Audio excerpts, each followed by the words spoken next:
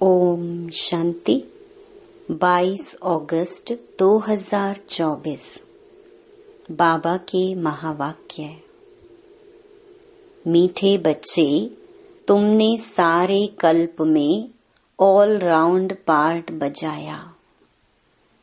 अब पार्ट पूरा हुआ, घर चलना है। प्रश्न: तुम बच्चे अपने भाग्य की महिमा किन शब्दों में करते हो? उत्तर: हम हैं ब्राह्मण चोटी। हमें निराकार भगवान बैठ पढ़ाते हैं। दुनिया में मनुष्य मनुष्य को पढ़ाते, लेकिन हमें स्वयं भगवान पढ़ाते हैं, तो कितने भाग्यशाली हुए। दूसरा प्रश्न: इस ड्रामा में सबसे बड़ा पोजीशन किसका है? उत्तर: निराकार बाप का। वह तुम सब आत्माओं का बाप है। सब आत्माएं ड्रामा के सूत्र में बांधी हुई हैं। सबसे बड़ा पोजीशन बाप का है। ओम शांति। रूहानी बच्चों से रूहानी बाप पूछ रहे हैं, मीठे मीठे बच्चों, अपना घर शांति धाम याद है? भूल तो नहीं गए हो? अब 84 का चक्कर पूरा हुआ। कैसे पूरा हुआ है, यह भी तुम समझ गए हो। सतयुग से लेकर कलयुग अंत तक ऐसे और कोई भी पूछ न सके। मीठे मीठे लाडले बच्चों से बाबा पूछते हैं, अब घर चलना है ना? घर चलकर फिर सुख धाम में आना है। यह सुख धाम तो नहीं है, यह है पुरानी दुनिया, दुख धाम। वह है शांति धाम, सुख धाम। अब इस दुख से मुक्त हो जाना है, मुक्ति धाम। मुक्ति धाम अथवा शांति धाम जैसे कि सामने खड़े हैं, वह है घर। फिर तुम नए विश्व में आएंगे, जहाँ पवित्रता, सुख, शांति भी होगी। यह तो समझते हैं ना, गाते भी यह है, बाप को पुकारते भी हैं, हे पतित पावन, इस पतित दुनिया से हमको ले चलो। इसमें बहुत दुख है, हमको सुख में ले चलो। स्मृति में आता है, स्वर्ग को सब याद करते हैं, शरीर छोड़ा कहेंगे स्वर्ग पधारा। Left for heavenly abode. किसने लेफ्ट किया? आत्मा ने। शरीर तो नहीं जाता है, आत्मा ही जाती है। अभी तुम बच्चे ही शांति धाम, सुख धाम को जानते हो और कोई नहीं जानते। तुम बच्चों की बुद्धि में नॉलेज है, शांति धाम क्या है और सुख धाम क्या है। तुम सुख धाम में थे, अब फिर दुख धाम में आए हो। सेकंड, मिनट, घंटे, दिन, वर्ष बीत गए। अब 5000 वर्ष में बाकी कुछ दिन रहते हैं। बाप बच्चों को स्मृति दिलाते रहते हैं। बहुत सहज बात है, इसमें मूंझने की तो दरकार ही नहीं। आत्मा 84 जन्म कैसे लेती है, यह भी किसको पता नहीं है। लाखों वर्ष की बात तो किसको याद भी रहना मुश्किल है। यह है ही 5000 वर्ष की बात। व्यापारी लोग भी स्वास्तिका चौपड़े पर निकालते हैं, उसको गणेश कह देते हैं। गणेश को हाथी की सूंड दिखाते हैं। मनुष्य पैसा खर्च करते हैं, चित्र आदि बनाते, इसको कहा जाता है वेस्ट ऑफ टाइम। तुम्हारे में कितनी ताकत थी, वह दिन प्रतिदिन कम होती गई है। जैसे मोटर से पेट्रोल कम होता जाता है, अब तो तुम बहुत कमजोर हो गए हो। 5000 वर्ष पहले भारत क्या था? अथाह सुख थे। कितना जबरदस्त धन था। यह राज्य उन्होंने कैसे पाया? राजयोग सीखे थे। इसमें लड़ाई आदि की बात ही नहीं। इनको कहा जाता है ज्ञान के अस्त्र शस्त्र, और कोई स्थूल बात नहीं है। ज्ञान के अस्त्र शस्त्र हैं। ज्ञान, विज्ञान, याद और ज्ञान के कितने बड़े जबरदस्त अस्त्र शस्त्र हैं। सारे विश्व पर तुम राज्य करते हो। देवताओं को कहा जाता है अहिंसक। अभी तुम बच्चों को मनुष्य से देवता बनने की शिक्षा मिल रही है। तुम जानते हो, हम हर 5000 वर्ष के बाद बेहद के बाप से यह बेहद का वर्षा ले रहे हैं। यह आत्मा की बात है। इसमें स्थूल लड़ाई आदि की कोई बात नहीं। आत्मा पतित बनी है, इसलिए वह पावन होने के लिए बाप को बुलाती है। अब बाप कहते हैं, मीठे मीठे बच्चे, अब तो घर जाना है। यह है जीव आत्माओं की दुनिया।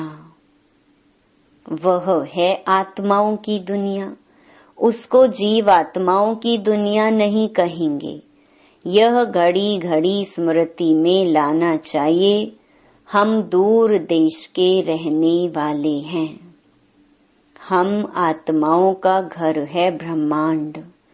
यह भी बुद्धि में रहे, हम वहाँ रहते हैं, इस आकाश तत्व से पार, जहाँ सूर्य चांद भी नहीं होते। हम वहाँ के रहने वाले यहाँ पार्ट बजाने आए हैं। 84 का पार्ट बजाते हैं। सब तो 84 जन्म ले नहीं सकते। आहिस्ते आहिस्ते ऊपर से उतरते आते हैं। हम ऑलराउंडर हैं। सब काम करने वाले को ऑलराउंडर कहा जाता है। तुम भी ऑलराउंडर हो। आदि से अंत तक तुम्हारा पार्ट है। अब इस चक्कर का अंत है तो भी ऊपर से आते रहते हैं। बहुत बच्चे रहे हुए हैं जो ऊपर से आते रहते हैं, वृद्धि को पाते रहते हैं। बाप ने तुम बच्चों को हम सो का अर्थ भी समझाया है। वह लोग तो कहते हम आत्मा सो परमात्मा है। उनको तो ड्रामा के आदि मध्य अंत ड्यूरेशन आदि का भी कुछ पता नहीं है। तुमको बाप ने समझाया है, इस शरीर में तुम अभी ब्राह्मण हो।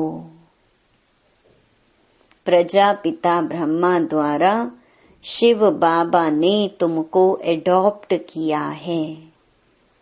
पढ़ाते हैं, यह तो याद रहना चाहिए ना। बाप हमको पढ़ा रहे हैं। वह ऊंचते ऊंच भगवान हैं। सभी आत्माएं इस ड्रामा के धागे में पिरोई हुई हैं। अभी तुम जानते हो, हम शुरू में देवता थे, फिर हम सो क्षत्रिय धर्म में आए, अर्थात सूर्यवंशी से चंद्रवंशी में आए। इतने जन्म लिए, यह सब पता होना चाहिए। यह नॉलेज पहले तुम्हारे में बिल्कुल नहीं थी। अभी बाप ने समझाया है, यह वर्णों की बाजोली है। अभी फिर शूद्र से ब्राह्मण बने हो, ब्राह्मण से फिर देवता बनेंगे। विराट रूप दिखाते हैं ना, तुम्हारी बुद्धि में सारा ज्ञान है। कैसे हम नीचे उतरे, फिर ब्राह्मण कुल में आए, फिर डेइटी डायनेस्टी में आए। अभी तुम ब्राह्मण हो चोटी, चोटी सबसे ऊंच होती है। तुम्हारे जैसा ऊंच कुल कौन कहलावे। भगवान बाप आकर तुमको पढ़ा रहे हैं, तुम कितने भाग्यशाली हो। अपने भाग्य की कुछ महिमा तो करो। बाहर में तो सब मनुष्य मनुष्य को पढ़ाते हैं। यह तो है निराकार बाप। यह बाप कल्प कल्प एक ही बार आकर नॉलेज देते हैं। पढ़ाई तो हरेक पढ़ते हैं ना। बैरिस्टर की नॉलेज पढ़कर बैरिस्टर बनते हैं। वह सब मनुष्य मनुष्य को पढ़ाते आते हैं। अभी यह है भगवानुवाच। मनुष्य को तो कभी भगवान नहीं कहा जाता है, वह तो है निराकार। यहाँ आकर तुम बच्चों को पढ़ाते हैं। अभी यह है भगवानुवाच। मनुष्य को तो कभी भगवान नहीं कहा जाता है, वह तो है निराकार। यहाँ आकर तुम बच्चों को पढ़ाते हैं। पढ़ाई ना सूक्ष्म वतन में ना मूल वतन में पढ़नी होती है। पढ़ाई होती ही यहाँ है। इसमें मूंझने की तो कोई बात ही नहीं। स्कूल में कभी स्टूडेंट कहेंगे क्या कि हम मूंझते हैं, हमको निश्चय नहीं होता। पढ़ाई को पढ़कर अपना स्टेटस लेते हैं। यह लक्ष्मी नारायण सतयुग आदि में विश्व के मालिक कैसे बने? जरूर बाप द्वारा बने। बाप तो सच बताएंगे, भगवान कोई रॉन्ग थोड़े ही बता सकते हैं। बड़ा भारी इम्तिहान है। इस समय तो है प्रजा का प्रजा पर राज्य। राजा रानी है नहीं। सतयुग में थे, अभी कलयुग अंत में है नहीं। इसको कहा जाता है पंचायती राज्य। गीता में लिख दिया है कौरव और पांडव। रूहानी पंडित तो तुम हो ना, सबको रूहानी घर का रास्ता बताते हो। वह है तुम आत्माओं का रूहानी घर। रूह जन्म लेकर पाठ बजाती है। यह बातें तुम्हारे सिवाय और कोई नहीं जानते। ऋषि मुनि आदि कोई भी न रचता को न रचना के आदि मध्य अंत को जानते हैं। लाखों वर्ष कह देते हैं, परंतु उनका भी कोई पूरा हिसाब किताब नहीं है। आधा आधा भी हो न सके। पूरा आधा सुख धाम, फिर पूरा आधा दुख धाम। यह है पतित दुनिया विषयस और वह है वाइसलेस। बाप कितना ऊंचते ऊंच है, परंतु कितना साधारण है। कोई बड़े आदमी ऑफिसर्स आदि से मिलते हैं तो उनको कितना रिगार्ड देते हैं। पतित दुनिया में पतित मनुष्य ही पतितों का दीदार करते हैं। पावन तो है ही गुप्त, बाहर से दिखाई कुछ नहीं पड़ता है। बाप को कहा जाता है नॉलेजफुल, ब्लिसफुल। सब बातें बाप में फुल हैं, इसीलिए उनको ज्ञान का सागर कहा जाता है। हर एक मनुष्य के पोजीशन की महिमा अलग अलग है। वजीर को वजीर, प्राइम मिनिस्टर को प्राइम मिनिस्टर कहेंगे। यह फिर है ऊंचे ते ऊंच भगवान। सबसे बड़ा पोजीशन है निराकार बाप का, जिसके हम सब बच्चे हैं। वहाँ हम सब बाप के साथ परम धाम में रहते हैं। वह है घर। यहाँ सबको अपना अपना पार्ट मिला हुआ है। कोई एक जन्म का भी पार्ट बजाकर वापस चले जाते हैं। बाप समझाते हैं यह मनुष्य सृष्टि का वैरायटी झाड़ है। एक न मिले दूसरे से। आत्मा तो एक जैसी है, बाकी शरीर एक न मिले दूसरे से। नाटक भी दिखाते हैं जिसमें एक जैसी दो शक्ल बनाते हैं, जिसमें मूंझ जाते हैं कि पता नहीं हमारा पति यह है या यह तो बेहद का खेल है। इसमें एक न मिले दूसरे से। हर एक के फीचर्स अलग अलग हैं। आयु भल एक जैसी हो, परंतु फीचर्स एक जैसे हो न सके। हर जन्म में फीचर्स बदलते जाते हैं।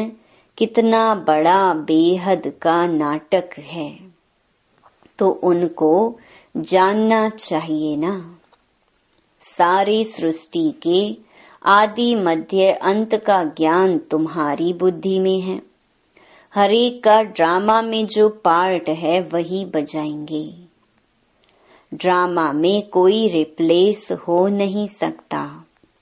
बेहद का ड्रामा है ना। जन्म लेते रहते हैं। सबके फीचर्स अलग अलग हैं। कितने वैरायटी फीचर्स हैं, यह नॉलेज सारी बुद्धि से समझने की है। कोई किताब आदि है नहीं। गीता का भगवान हाथ में गीता ले आता है क्या? वह तो ज्ञान का सागर है। पुस्तक थोड़े ही ले आया। पुस्तक तो भक्ति मार्ग में बनते हैं, तो यह सब ड्रामा में नूंद है। एक सेकंड न मिले दूसरे से। तुम बच्चों को तो सब समझा दिया है। चक्कर पूरा हो फिर नए सिर शुरू होगा। अभी तुम पढ़ रहे हो। बाप को भी तुम जान गए हो, रचना को भी जान गए हो। मूल वतन से यहाँ आते हो पार्ट बजाने। स्टेज कितनी बड़ी है, इनका कोई माप नहीं हो सकता। कोई भी पहुंच नहीं सकते। सागर और आकाश का कोई अंत नहीं पा सकते, इसलिए बेअंत गाया जाता है। आगे इतनी कोशिश नहीं करते थे, अभी कोशिश करते हैं। साइंस भी अभी है, फिर कब शुरू होगी? जब उन्हों का पार्ट होगा। तो इतनी यह सब बातें शास्त्रों में थोड़े ही हैं। सुनाने वाले के बदले सुनने वाले का नाम डाल दिया है। यह काली आत्मा, वह गोरी आत्मा। काली आत्मा इनके द्वारा सुनकर गोरी बनी है। नॉलेज से कितना ऊंच पद मिलता है। यह है गीता पाठशाला। कौन पढ़ाते हैं? भगवान राजयोग सिखाते हैं अमरपुरी के लिए। इसलिए इसको अमर कथा भी कहा जाता है। जरूर संगम युग पर ही सुनाई होगी।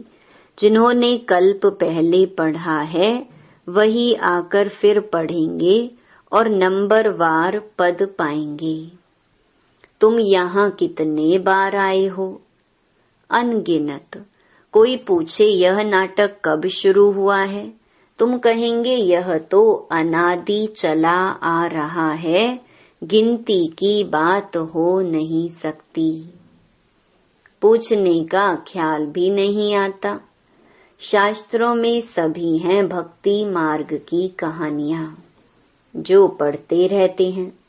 यहाँ तो अनेक भाषाएं हैं, सतयुग में अनेक भाषाएं आदि होती नहीं। एक धर्म, एक भाषा, एक राज्य की तुम स्थापना कर रहे हो। वो लोग तो शांति स्थापन करने की राय देने वालों को प्राइज देते रहते हैं।